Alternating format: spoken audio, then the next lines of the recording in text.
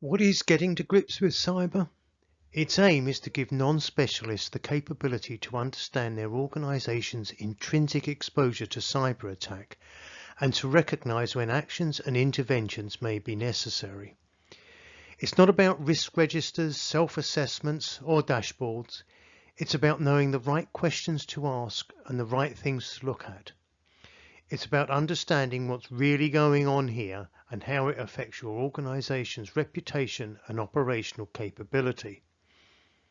How do we deliver Getting to Grips with Cyber? Any way you want. The first step is always to tailor delivery according to your needs and preferences. You might prefer a workshop, a formal training course, delivered at a physical location or virtually, or a series of coaching sessions. It's whatever works best for you. This introductory video will give you an overview of the principles behind getting to grips with cyber, showing how non-specialists can understand the level of cybersecurity exposure in their organization without having to acquire detailed technical knowledge. If any of these principles resonate with you, maybe we should talk. Most senior executives understand key financial ratios and their implications. We can use them to understand exposure, such as whether we are as profitable as we expect to be, or whether there are risks building up in our markets. This is because over time we have developed an understanding of the things that matter, so that we can obtain a meaningful high-level view of the financial health of our organization. For instance, most people are familiar with the concept of a quality management system. It helps to manage the risks associated with customer goodwill and the cost of rework by providing an understanding of the level of defects occurring in services and products. But you don't need to be an expert in every activity that plays a part in creating and delivering that service or product to your marketplace to understand the message. The graph that has just appeared shows a simple example of defects per 1,000 and at what stage in the process the defects were found. It's a picture that creates a cause for concern because defects are rising and more of them are being discovered by customers and less are being caught internally. We don't need to have a detailed grasp of each stage of production and distribution to understand this. The fact that defects are identified, where they occurred and what the trend is sufficient to inform you that there is cause for concern and that action may be required. For cyber risks, the big picture is less clear. There's so much jargon, nuances, technical terms, and it seems like a blizzard of the unfamiliar and seemingly unfathomable information. For non-specialists, what's needed is a way to express cyber risk exposure as succinctly as financial risk, and the underlying information we need to acquire to understand our current exposure to it. Many organizations rely on assertions, such as updates to risk registers, to understand their cybersecurity exposure. But what's really important is what's being done or not done, and most importantly, the outcome. That's the real indicator of your exposure to successful cyber attacks. So this course will show you the vital signs that indicate whether your organization is vulnerable to cyber attack. You'll get to know the right questions to ask, so that even as a non-specialist, you'll be in a position to understand the business implications of cybersecurity exposures and make a judgment on whether or not there's cause for concern within your cybersecurity framework. Before we begin to look at the things we really need to understand to establish effective senior management oversight of cybersecurity exposures, let's spend a few moments to visualize how a typical attack might occur. The vast majority of cyber attacks follow the path shown here. Typically, they start outside of your organization with phishing emails that try to trick your users into clicking links or opening email attachments so that the attackers can gain entry into your IT systems. Alternatively, they may be scanning large segments of the internet, looking for loopholes in your internet-based services that can be exploited to gain deeper access to your organization. Often this scanning is completely opportunistic, rather like the car thief who walks around a multi-story car park looking for insecurely locked vehicles. Your primary defences against this are having a vigilant organisation that can be relied upon to spot phishing threats when they encounter them, ensuring that internet-facing services do not contain exploitable vulnerabilities, and having secure internet pathways to your organisation. That pathway is referred to as the Domain Name System, or DNS. We'll be explaining more of that in due course. If an attacker does gain access to your systems, then your key defenses are controls over identity verification, authorization to perform specific activities, and permission to access information resources, all of which may be compromised by errors and oversights in configuration of systems and networks. Vulnerability management also plays its part in terms of ensuring that internal systems, that is those that do not directly connect to the internet, cannot be breached. These defenses, effectively deployed, can significantly restrict the capabilities of an attacker to exploit and disrupt your organization. There are many detailed activities involved in a cybersecurity framework. But what's important for boards, audit committees and non-executive directors is understanding the outcome in terms of whether exposure is contained or if it's increasing. That means we really need to understand three things. Firstly, is the organization's IT infrastructure, and particularly those platforms that you rely on to deliver important business services, free from vulnerabilities that are currently being exploited by hackers?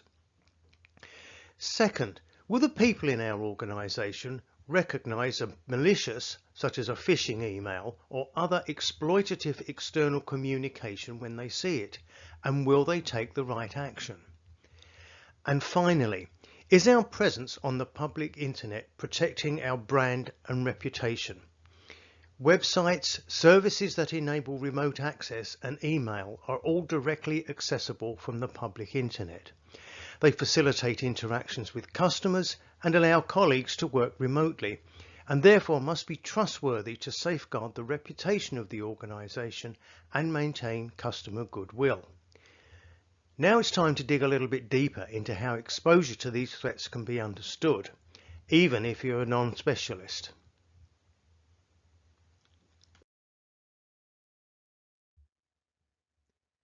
A vulnerability is a loophole that allows security to be bypassed in some way.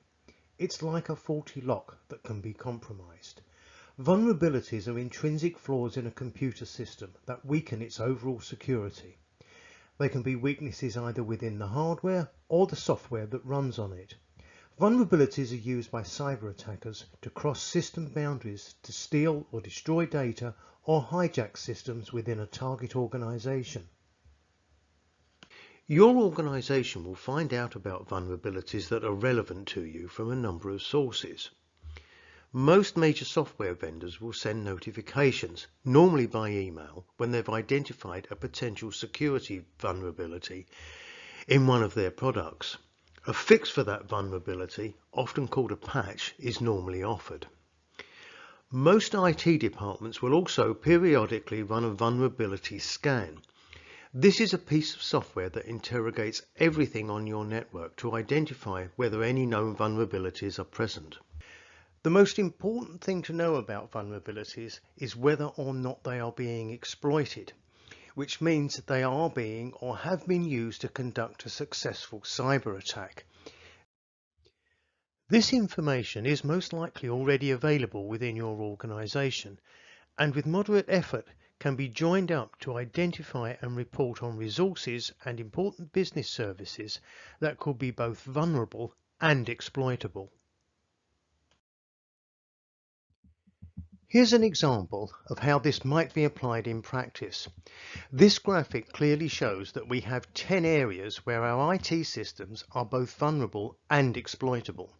In other words, there are other organizations out there with the same vulnerability as us that have been successfully compromised by cyber criminals to perpetrate a cyber attack.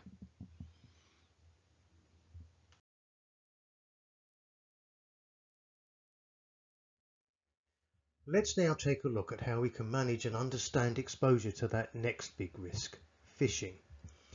Phishing is the fraudulent practice of sending emails purporting to be from reputable companies in order to induce individuals to reveal personal information such as passwords and credit card numbers, or to encourage them to click on links that can be used to introduce malicious code, which often seeks to exploit the vulnerabilities we discussed earlier. Most organizations have things like cybersecurity awareness training, and some will even simulate a phishing attack with a view to testing users' ability to recognize a phishing email. Many also have a phishing reporting capability within their email application, so that suspicious messages can be reported to a central support function. Unfortunately, many organizations that do all of these things still get exploited. And that's because they don't really know how effective awareness training really is, or how many people really engage with a phishing test. In simulated phishing exercises, many users ignore the phishing email, don't see it, or just aren't around when the exercise is conducted. The key to understanding the intrinsic phishing risk within your organization is knowing that the majority of your people can recognize a phishing email in a business as usual setting and take the right action when they see it. We refer to the collective ability of your people to do this as your organization's threat recognition capability. In other words, a measure of the intrinsic cyber risk awareness and vigilance of the people within the organization. The information for this vital sign, like vulnerable and exploitable aspects of your IT infrastructure, can be obtained from information already within your organization. Let's say some people in your organization have received and reported a potentially suspicious email. We can't be sure that these were the only people who received the email, but we can find out because every email server will provide the means to look for emails with similar attributes. And when we know how many phishing emails were received and how many were actually recognized and reported, we can calculate the percentage of people who recognized the email as suspicious and took the correct action. That's a rock-solid indication of what our phishing recognition capability really is. The Internet has a huge telephone directory. It's called the Domain Name System, or DNS for short. Without it, there will be no Internet. It's how we all find our way to our favorite websites and how customers find their way to you and trust you. Maintaining DNS effectively and securely is the responsibility of the owner of the domain. That's the internet address of your website and emails. Errors and oversights in this process can significantly increase cyber attack exposures. Basically, there are two main areas that require oversight: certificate management and subdomain management. Digital trust on the internet is provided by security certificates. For use on the public internet, certificates are normally issued by a certificate authority, which is a company or organization that acts to validate the identities of entities such as websites and email addresses. Certificate authorities and their services underpin trust on the public internet. On technologies such as websites that are directly accessible from the internet, security certificates provide confidentiality of information flowing between yourself and users of your internet-facing services, together with authentication and non-repudiation of financial transactions. Mismanaged certificates can create a significant privacy and transactional exposure, and because they're installed on technology that is directly accessible from the public internet, weaknesses in them can be easily identified by automated scans operated by cybercriminals. And this is one of the main techniques used to identify targets to exploit vulnerabilities and to steal authorization credentials. Subdomains can be a tricky issue. For example, a subdomain is often set up temporarily to facilitate a project or provide an extension to your existing web presence. They'll often be hosted at a third party. When a subdomain is deprovisioned, such as when the project is finished or the web presence extension is moved somewhere else, removing the DNS entry is often overlooked. This means there's still something pointing to you from the public internet that looks like it's authentically yours, except of course it's pointing to something that no longer exists. This exposes the organization to something called domain hijacking, where criminals essentially use these orphan subdomains and use your reputation to support scams or trap sensitive data. So whilst it's not necessary to understand all the technicalities involved in creating and maintaining a digital certificate framework and managing subdomains, it's important that senior management are in a position to understand if exposures in these areas are creating a cause for concern. The priorities for maintaining a secure DNS for your organization are therefore ensuring digital certificates are renewed when required. Once expired, your organization is immediately at risk. Most certificate authorities will send a notification via email when a certificate is due to expire. It's important to have a process in place that ensures these emails are actioned before the certificate expires, and that escalation processes are in place to monitor and report on notifications that have not been actioned. If not, any information flowing between your organization and the public will be insecure and plainly visible to hackers. This can include passwords, credit card details, and personal information. Secondly, ensuring that subdomains aren't abandoned. Again, a regular automated assurance process with escalation and reporting capability will significantly reduce exposure to domain hijacking. You don't need to be an expert in the domain name system to recognize when you are exposed to being exploited. What you do need is to be sure of the following: that you know what you have out there, which is your internet address and every subdomain of that internet address. That you have someone who is accountable for their overall maintenance and integrity, and that you have a process in place that confirms that they are all being performed free of errors and oversights, and that any defects are reported and escalated if not promptly actioned.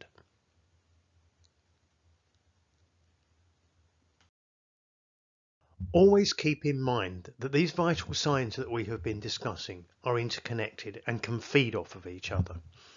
A phishing attack, for instance, can be used to exploit vulnerabilities in IT configurations.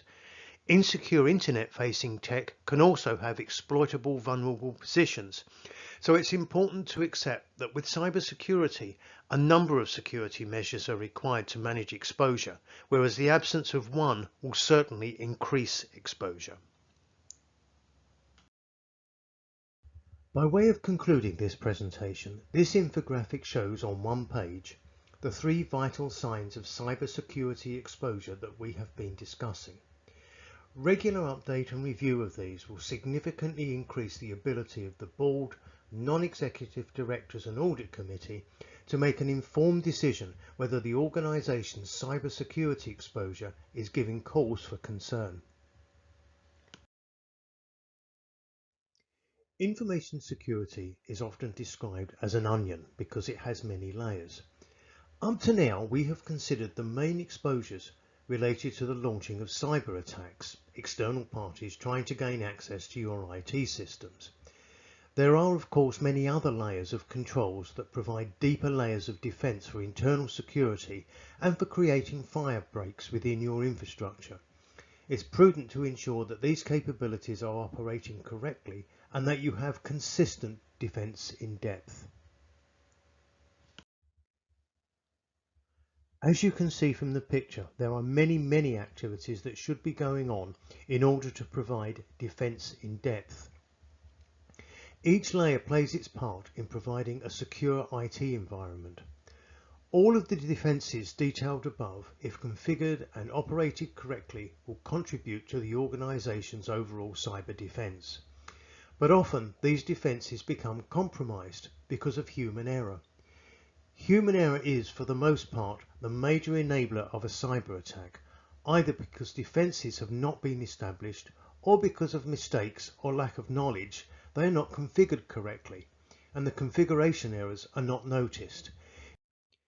Different organizations will have different priorities, and some, because of cybersecurity insurance provisions, will be obligated to establish certain baseline measures. As a non-specialist in IT security, it's clearly unrealistic to expect to fully understand the details of configuration and operation of these defenses. What's important is to understand that they are correctly configured and operated error-free. This is a critical part of the overall information security governance process, and assurance activities must go beyond assertions based on, yes, we've done that, or yes, we've got one of those.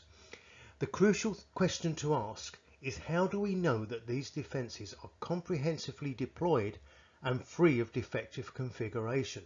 Because that's where the exposure manifests itself. Assurance tools to confirm that the presence and consistency of defense is maintained can be developed by your own technical specialists or purchased from a variety of vendors, including Microsoft. The majority of these tools will enable the establishment of a security baseline to which current configurations can be compared.